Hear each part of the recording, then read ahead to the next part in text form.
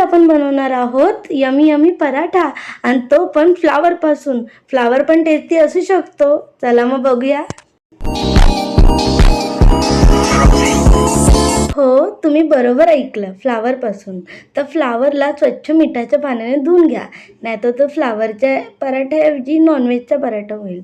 आणि मग फ्लावरला कीच कीच कीच कीच किसून घ्या, कीच कीच कीच कीच.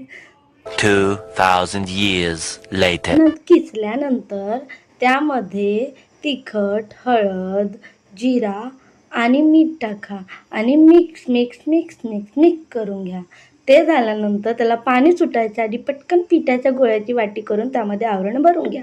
आणि मग जसं आपण पराठा लाटतो तसं लाटून घ्या जाडसर. आणि मग त्याला तुपाने बटरने कशानेही शेकून घ्या.